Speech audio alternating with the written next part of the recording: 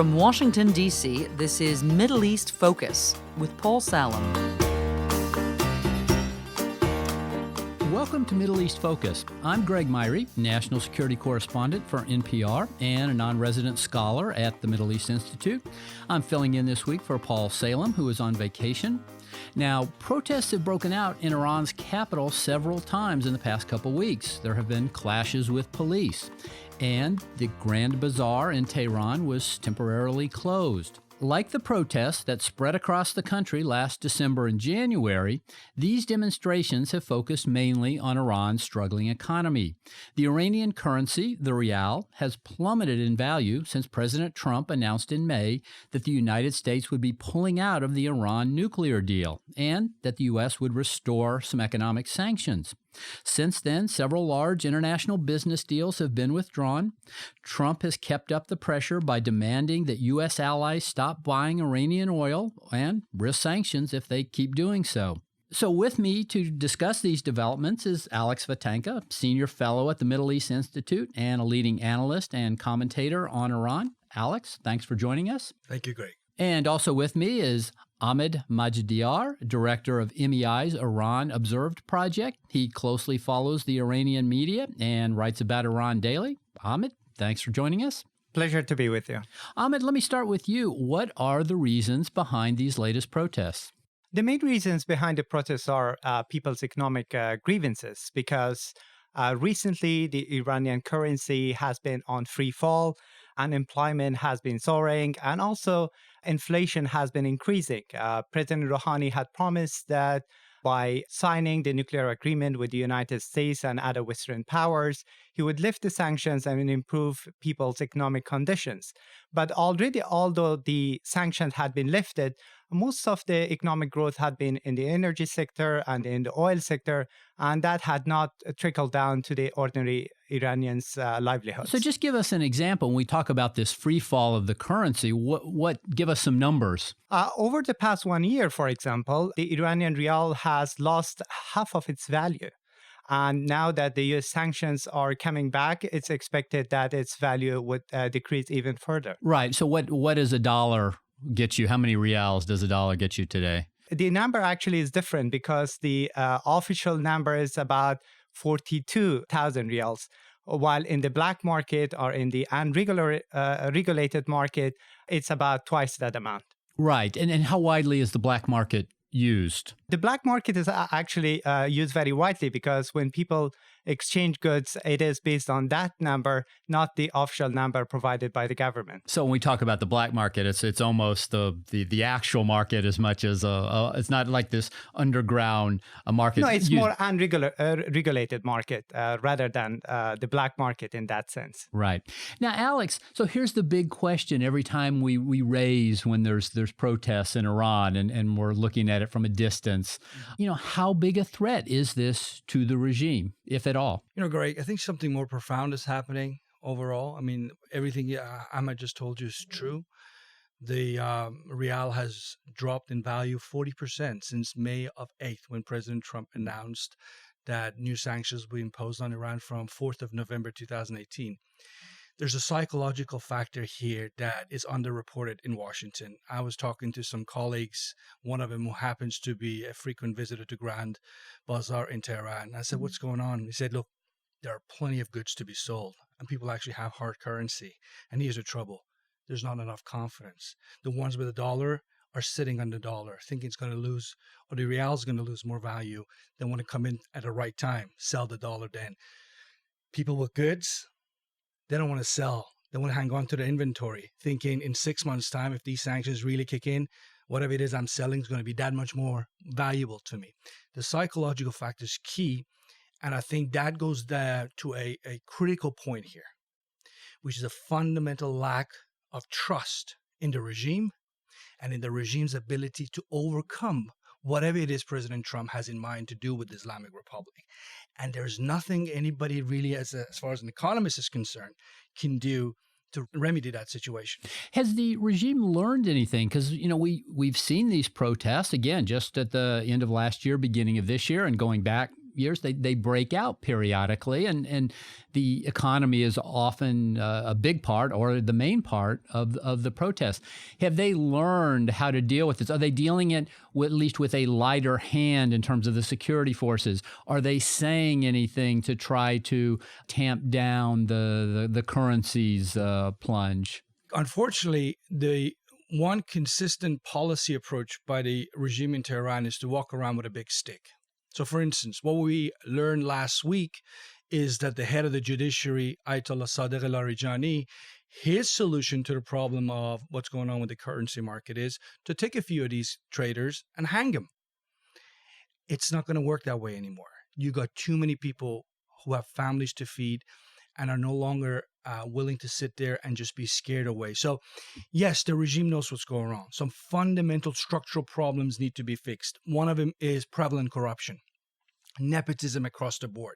Hassan Rouhani was elected in 2013 on the issue of fixing the economy, re-elected on the same platform, and in his both terms, now in his second term, he hasn't really made much of a headway in changing the sort of core issues that are keeping this Iranian economy away from fulfilling its potential. And the last point I make is this: nobody can discuss the Iranian economy without really accepting the elephant in the room, which is the nature of the Iranian foreign policy. President Trump doesn't want to keep Iran's oil away from the market. He wants to keep Iran's oil from the market until the day Iran changes its policies in the region, or at least sits down and talks to the Americans. That's where we are at right now. So let me pick up on that. And Ahmad, please jump in here. We get some pretty big claims from both sides. I believe John Bolton, the national security advisor, and other people in the Trump administration will see protests and say, this shows the Iranian regime is failing. Some Iranian leaders will say, well, all these economic problems are because of America. Both the U.S. and Iran will blame the other side. Could you break that down a little bit in terms of these claims by the leadership on both sides? These protests, we cannot describe them as kind of tipping point for the regime. So the regime is not on the verge of collapse. But that definitely demonstrates the weakness of the regime, that it cannot deliver to its people. And unfortunately, over the past weeks, if you see the official reaction to these protests, they're just blaming the United States. But that's not working anymore. Because if you see people's slogans during these protests, they're blaming the government and they're blaming their leaders. They're not blaming the United States. And even the publications, particularly the reformist outlets inside Iran, they are saying that it is because of the mismanagement, it is because of the corruption within the government, and it's not mostly just because of the U.S. sanctions. So the regime leaders are also losing that battle of words to blame everything on the United States. And could you point to some of the things that we're hearing some reports of shortages? And could you talk maybe about Iran's oil exports? Are we seeing tangible things harming the economy? Obviously, we're seeing the currency plunging. And as Alex mentioned, that could be a little bit psychological. But are we seeing tangible things in terms of goods that aren't there, oil exports that might be going down? Alex pointed to the psychology of the market before, and that's very much important. Although the sanctions have not been reinstated yet, but we have already seen that major companies have already withdrawn from the Iranian market, and also others are very reluctant to even sign a memorandum of understanding with Iran anymore. Although the European governments and China and Russia, which are other signatories of the Iran deal, they want to salvage the deal and want to continue doing business with Iran. But their companies and banks do not listen to those governments, and they make their own decisions. So they have a bigger share here in the U.S. market rather than, and they would not sacrifice that for the small market that they have in Iran. So that's why already we see that kind of impact. And once the sanctions are reimposed in August, I think that the impact of sanctions on Iranian economy will increase significantly. Mm-hmm, mm-hmm. Alex, do you think what we're hearing from the Trump administration, that they may even punish U.S. allies if they continue to buy Iranian oil and are still doing so later in the year? Is that a realistic threat? And what is the risk to Iranian exports, which I believe are still north of 2 million barrels a day? Before I answer that, Greg, just listen to what President Rouhani said today in Europe. He's visiting Switzerland and Austria this week, and there was a not so subtle threat from the Iranian president, who is not in the business of making threats like this. But he said, if we can't export oil, nobody from the region, pretty much that's what he said, nobody from the region can export oil. Now, he knows what does that mean. That means we're going to mess things up for other exporting nations nearby, the Saudis, the United Arab Emirates, Kuwait, Iraq, you name it. He didn't say it, but that's how the market is going to read that statement. And what does he mean? What could Iran do? He's basically trying to throw the ball back in President Trump's court, saying you got elections coming up in a few months' time, and higher fuel prices in your country is not going to do your party or yourself any good, and we're going to do everything we can to play with that psychology of the market in terms of price of oil. So in other words, he's trying to gain some leverage. So President Trump can't assume he can just go around the world and tell everybody by November 4th, you better not get any oil from Iran, because if you do, I'll sanction you. But to your point about who's buying Iranian oil, the big Iranian consumers of oil, China, India, South Korea, Turkey, and Japan. Some of them will stop buying Iranian oil. I think it's pretty given that U.S. allies like South Korea and Japan very quickly will reduce rapidly or even stop buying Iranian oil in 6 months to a year's time. China's not going to do that. India's unlikely to do that. The Turks have already said they can't do that. And this takes us to a fundamental question. How much oil does Iran have to export to be able to keep that economy alive? And if the Iran-Iraq war experience of 1980 to 88 tells us anything, is this particular regime is probably capable of withstanding more international pressure than this particular U.S. president thinks that's the case. Mm-hmm. Ahmad, Europe, pick up on that, but also how much oil is Europe buying? How important is Europe's role in this? Will Europe keep doing business, even non-oil business, with Iran? Yeah, sure. Just before that, briefly commenting on what Alex said, one interpretation of Rouhani's remarks was what exactly Alex said, that if Iran is not able to export its own oil, Iran will create hurdles to other countries. But another extreme interpretation of what Rouhani said that I've seen from some analysts is that Iran would see the Trump administration's policies as a complete embargo on the Iranian exports. So it may resort to extreme measures such as closing the Strait of Hormuz. Whether Iran is able to do that or whether Iran will risk that kind of escalation with the United States is a different question, but he's definitely sends that kind of message. And regarding to your question about whether it's realistic that all these major importers of Iranian oils will end that, I think that we have seen conflicting messages from the Trump administration because, as Alex pointed out, they had said that by November, all these countries should make their import of Iranian oil to zero. But on Monday, Brian Hook, who is the director of policy at the State Department, he contradicted that. He said that, well, we will provide waivers and exemptions to some countries, including India and China, which are big importers of Iranian oil, on a case-by-case basis. So that's why I don't think that the administration has made its final policies as well. And regarding the European Union, they are the largest importer of Iranian oil. So they have been. So let me just stop you. The European Union is the single largest importer. Is the single largest. Important point. I have to disagree with that, if you don't may. But China gets 1/3 of Iran's oil. 1/3 of all Iran's crude oil goes to China. Europe gets about 20% of Iran's. But anyway, these are the big importers. Right. Got it. So the Europeans have been working on different approaches to be able to keep importing Iranian oil. For example, creating a separate financial system to be able to pay Iran in euro rather than in dollar, and also perhaps to counter the U.S. sanctions.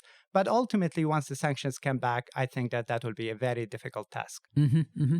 So this crisis or these protests have come out in the currency's plunge, for example, since President Trump announced the withdrawal from the Iran nuclear deal.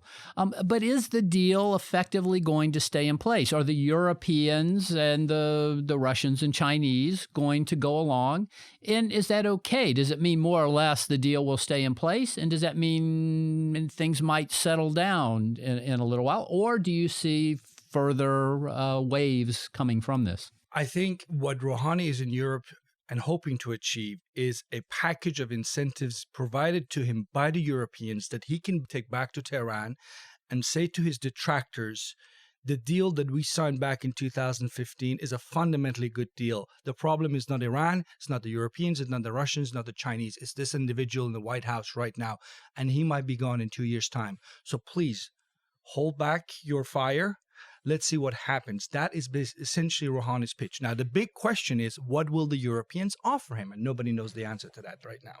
So, Ahmad, let me pick up on that. How persuasive can Rouhani be on this? He staked his presidency on improving the economy based on the nuclear deal. Are people, the Iranian people, do they still have enough confidence in him to believe a promise like that? I think it will be very difficult for President Rouhani because although even if the European powers provide Iran with some sort of guarantees that they will continue to do business, as I mentioned before, major banks and companies are unwilling to continue to do business with Iran.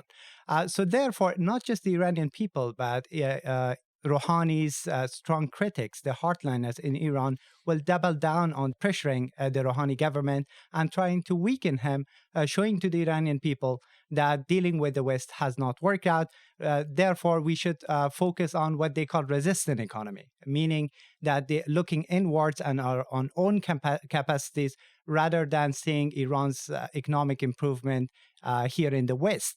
And by resistant economy, the IRGC, the Revolutionary Guards, mostly mean that we should be given all the major contracts in the lucrative energy sectors and others. So that means that Iran might as well just double down on the same policies that have led to this disastrous economic situation at the first place. Mm-hmm, mm-hmm. I think what Ahmad Alex? is saying is absolutely true, but for only small pockets among the hardliners today. I think that message is no longer, the narrative no longer carries much sway. I think if you listen to the office of the Supreme Leader, he knows that the idea of domestic economy sounds like a wonderful slogan, but there's just not enough money in the Iranian economy to create jobs. They know what's happened around them over the last 10, 15 years in the shape of the so-called Arab Spring. They are not in the business of putting themselves on the cliff and waiting to be tipped over. So what I think even the hardliners right now with Rouhani in Europe are hoping to see is that the Europeans look at Trump and say, no, Mr. Trump, you cannot come here and impose extraterritorial sanctions on us because there is something called European sovereignty. You can't tell us who we trade with and cannot trade with. And the same goes for the Russians, the Chinese. That's the hope, the consensus of the moderates and hardliners in Tehran, that somebody in the world will say, no, we can't just surrender to American pressure. But that's a big if. I think that there is a dilemma for the hardliners. But on the one hand, Alex is right that they see that if all these major countries, they stop doing business, so the Iranian economy might collapse. And that is an existential threat to the regime. But on the other hand, if we see the recent protests, whether it was the December-January protest or the latest protest, partly they have been provoked by the hardliners, again, to weaken the Rouhani government. So once they are provoking this, but they see that these protests, sometimes they go out of control and becomes a broader expression of anger at the entirety of the regime, threatening them as well. So we see that kind of like conflict of interest and conflict of policies within the hardliners as well. So one last word from both of you. We've talked about very confrontational approaches here. Do you see any negotiated way or compromise way out of this where Iran goes back to the negotiating table, Europe acts as a broker between the United States and Iran?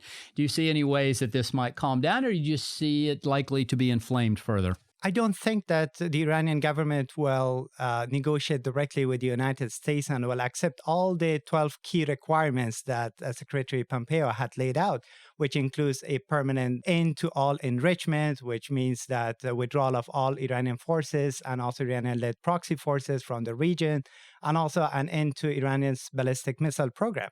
However, Iranians will continue to negotiate and talk with the Europeans, trying to, in their words, to isolate the United States and have them on their side. Mm-hmm. Alex? You know, Greg, I agree with most of what Ahmad just said. And this is a regime that back in 1988 decided to sign a ceasefire with Saddam Hussein when he had said it would never sign a ceasefire. So when it comes to a lot of pressure, it's not a suicidal entity. But fundamentally, what this regime has going, in my view, against it is the disconnect between the Iranian regime and vast majority of Iranians who don't understand what this regime is all about, who don't want to be in the region, in Syria, in Lebanon, in Iraq, who want a government that looks after their interest at home first instead of being an ideological regime.